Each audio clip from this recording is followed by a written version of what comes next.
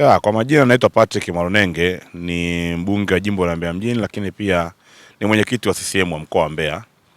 Nimekuja hapa asubuhi leo kwenye uwanja wetu wa kumbukumbu ya Sokoine kuangalia baada ya kupokea barua jana kutoka kwa wenzetu wa TFF na bodi ya ligi kwamba wametufungia uwanja tena kwa ajili ya kuchezea mechi za ligi kuu zinazoendelea. Lakini nimepata masikitiko kwa sababu ni kama mwezi mmoja au wiki mbili zilizopita tu walitufungia tena uwanja na wakatuambia maeneo ya kuboresha. Na ukiona maeneo mengi tumeyaboresha.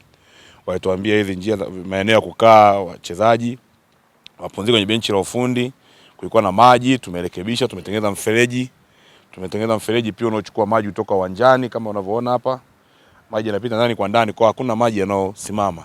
Lakini kwenye pitch ya kuchezea ilikuwa inaonekana kuna matope, lakini tulifanya marekebisho makubwa kwa kutia mchanga ile maeneo yote ambayo yalikuwa yanatuhamisha maji na tukafunguliwa uwanja kucheza. Hiyo ilikuwa ni mechi ambayo ilikuwa Yanga Simba wacheze. Lakini mechi ya Azam imechezwa hapa vizuri na wananchi wetu wakafurahi, lakini ni mechi ya tarehe 12 kati ya Yanga moja kucheza hapa na Prison. Jana tumepokea barua tena ya kufungiwa uwanja. Kwa hiyo kwa niaba ya wananchi wa Mbeya tunasikitika, kwa sababu wananchi wamesikitika sana kwamba mechi kubwa kama hizi wao kwao ni burudani, lakini pia ni uchumi, zinaingiza pesa kwa watu wetu wa mahoteli, watu na maeneo mbalimbali wa vyombo vya usafiri.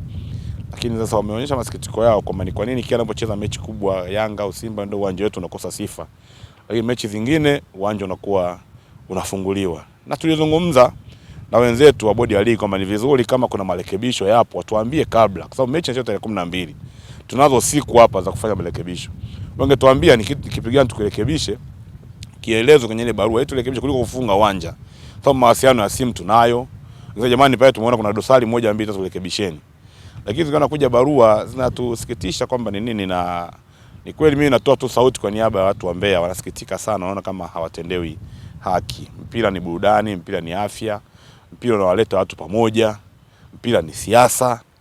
Lakini ndio hivyo tumefungiwa. Kwa hiyo naomba watu wenzetu wa TFF waliangalia hili jambo, na mimi kama mwenyekiti wa chama na kama ndio msimamizi wa huu uwanja nimejiridhisha, pasina shaka nimekuja hapo uwanjani kuona basi kama kuna dosari zozote ambazo zipo tuambie kabla tarehe 12 ili tuweze kuzirekebisha na watu wa jiji la Mbeya waweze kunufaika kwenye mechi hizo wanazozipenda za mpira, mechi wa mashabiki wa Yanga na mashabiki wa Prison waweze kufurahia na kuona kwamba na wenyewe wanakuwa ni sehemu ya burudani ya ligi yao ambao wanaipenda, ligi kuu ya Tanzania.